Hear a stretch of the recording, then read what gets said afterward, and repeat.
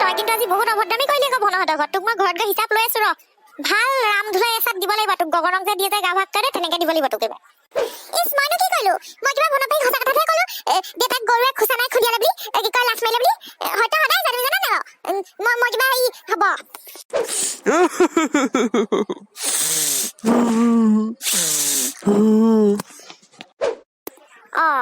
ঐ গগন গছৰ ওপৰত কি কৰি আছ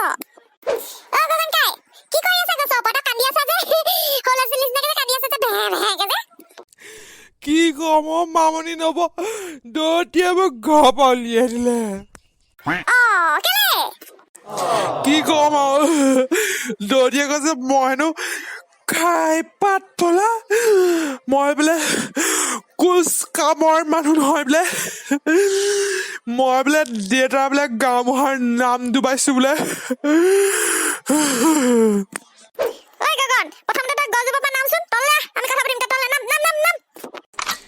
মামনি নব নেনামো বুজিছা নেনামো বটিলে খুব মনত পৰিছে মোৰ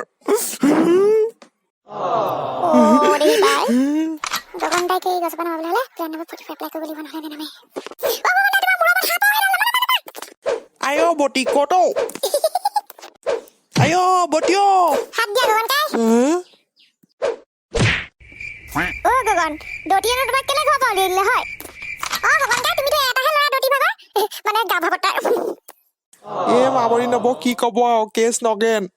কি হ'ল সেইদিনাখন মানে কুকুৰা যুঁজ আছিলে আমাৰ গাঁৱৰ ইমূৰত তাৰপৰা মই দতি ভাগৰ পইচা 1000 নিলো মনে মনে মই বোলো কুকুৰা যুঁজত জিকি পেলাই 3000 পাম 1000টো মনে মনে থৈ দিম 2000টো মই লাভ খাম তাৰপৰা কি হ'ল দুৰ্ভাগ্যবশতঃ মই কুকুৰা যুঁজত মোৰ কুকুৰাটো খাই থাকিলে তাৰপৰা দতি ভাগৰ 1000 চুৰ কৰিছিলো বুলি ধৰা পৰিলো দতিয়ে ক'লে বোলে যেতিয়ালৈকে বোলে তই পইচা ইনকম কৰিবলৈ নিজৰ ভৰিৰ ওপৰত থিয় হ'ব ন ঘৰ বাৰীৰ ভিতৰত ভৰি নিদিবি এতিয়া মই কলে যাওঁ বাৰু কালি পাই গছজোপা ওপৰত উঠি আছো একো এটা খোৱাও নাই ভোক লাগিছে গগন তই কিন্তু বেয়া কাম কৰিলি দেই গা ভাগকেতো পকেটৰ পৰা পইচা চুকব লাগে নে গা ভাগকে দেখোন খুজিলে মানুহক দান বৰঙণি অনেক দিয়ে থাকে তোকনো নিদিলেহেঁতেন নে আৰু কুকুৰা যুঁজত গৈ কুকুৰা যুঁজতো ভাল কথা নহয় নহয় সেইবোৰ কামত কেলে এনেই নাই বনাই ঘূৰি ফুৰা তাতকে ঘৰৰ খেতি বাতি ইমান মাটিয়ে বাৰীয়ে বাগানে চাগানে আছে সেইবোৰত কাম কৰিলেচোন তোক 3000 2000 কি বহুত পইচা ল'ব নাপায় এইবোৰ কৰিব বাপেকে গামা বৰ্তাইতো এতিয়া তোমাক সহজে মাফ কৰি দিয়া বিধৰ নহয় কি হ'ব এতিয়া জানো পাই মামনি নব আপুনি কওকচোন কি কৰো ভাবিব লাগিব ৰ কি মইতো একোৱে কৰিব নোৱাৰো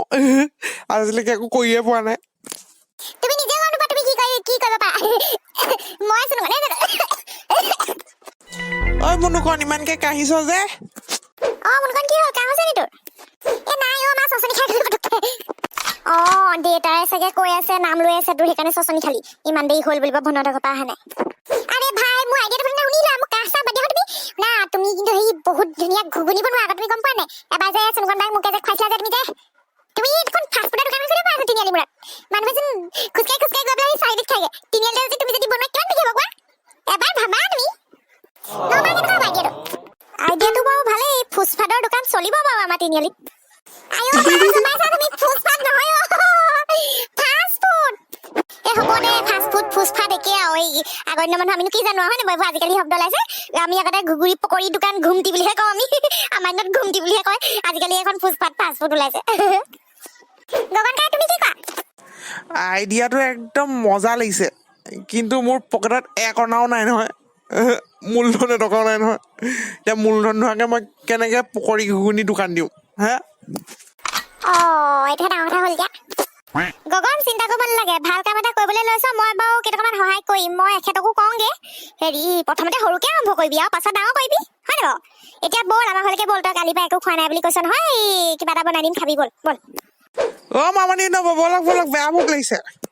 পিছে এটা কথা নহয় মায়ে যে ক'লে আমাৰ এজনক শুনোগে বুলি আমাৰ দেউতা এনেকুৱা চিপচ মাকে টকা নিদিয়ে আমাকে নিদিয়ে গগন দাইক দিবনে বাৰু বন্ধুসকল আপোনালোকৰ কি লাগিছে আমাৰ দেউতা বা গগন দাইক বিজনেছ ষ্টাৰ্ট কৰিবলৈ পইচা দিবনে বেয়া ক'লে কি হ'ব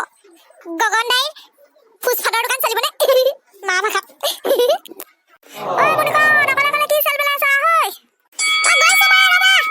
আপোনালোকৰ যদি কাহিনীটো আগলৈ কি হ'ব জানিবলৈ মন আছে তেনেহ'লে আমাৰ চেনেলটো চাই থাকিব আৰু লাইক কৰিব, সাবস্ক্ৰাইব কৰিব, কমেন্ট কৰিব, যিমান পাৰে শ্বেয়াৰ কৰিব আৰু ভিডিঅ'বোৰ আপলোড হোৱাৰ লগে লগে পাবলৈ হ'লে বেল আইকনটো দবাই দিব।